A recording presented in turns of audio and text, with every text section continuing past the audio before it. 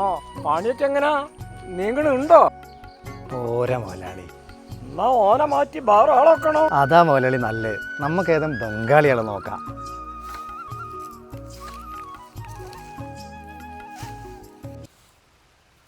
ഓയ് പിന്നെ മഴയൊക്കെ അല്ലേ, പണി കുറച്ച് ദിവസം നിർത്തിയേക്കാം. ആവശ്യമുള്ളവരും വിളിക്കാട്ടോ.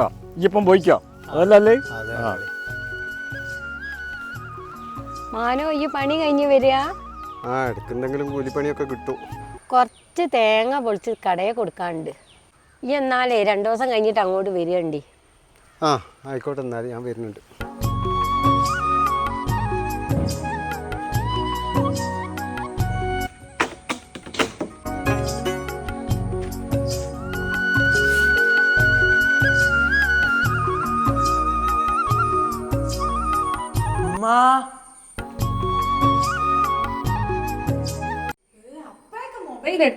ഇതെങ്ങനെ എന്റെ കൈ കിട്ടണേ?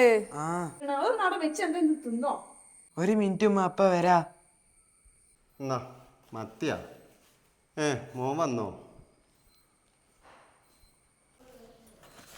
പിന്നല്ലേ നാളെ പേരൻസ് മീറ്റിംഗ് ഉണ്ട്, ഉമ്മ വരണം. എനിക്ക് കുടുംബശ്രീ ഉണ്ട്, ഞാൻ ഉപ്പനെ പറഞ്ഞേക്കാം. ഉപ്പനൊന്നും പറഞ്ഞേക്കേണ്ട, എന്ത് കോലാത്. ഞാൻ തന്നെ എനിക്ക് സ്കൂളിലേക്കും വരിക. എന്താ എന്താ ഈ പറഞ്ഞത്? ചിറക് വെച്ച് വരുന്നേ ഉള്ളൂ, അപ്പോഴേക്കും കുഞ്ഞു ഉപ്പാനെ പറ്റാതായില്ലേ? ഉമ്മ ഉപ്പ നടക്കുന്ന കോലം കണ്ടില്ലേ? മുടിയും കുറഞ്ഞു വേറെ നിൽക്കില്ല. മോനെ, ഇത്രയും കാലം ഞാൻ ഇതൊന്നും എന്നോട് പറഞ്ഞിട്ടില്ല. ഇനി എന്നെങ്കിലും ഇതൊന്ന് കേൾക്കണം. നിന്റെ ഉപ്പ വലിയ പണക്കാരനായിരുന്നു. നിന്റെ ചെറുപ്പത്തിൽ നിനക്കൊരു വലിയ രോഗം വന്നു. അന്ന് ഉപ്പാൻ്റെ സർവ്വസ്വത്തും വിറ്റ് പെറുക്കിയാണ് എന്നെ ചികിത്സിച്ചത്.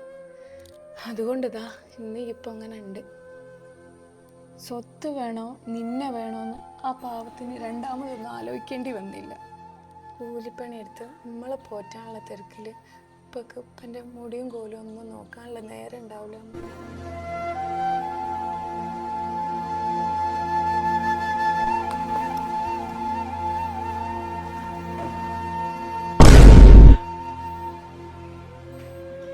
ഉപ്പ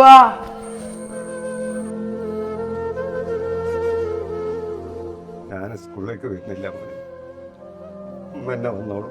വേണ്ട, ഉപ്പ എന്നെ വന്നാ മതി. മോനെ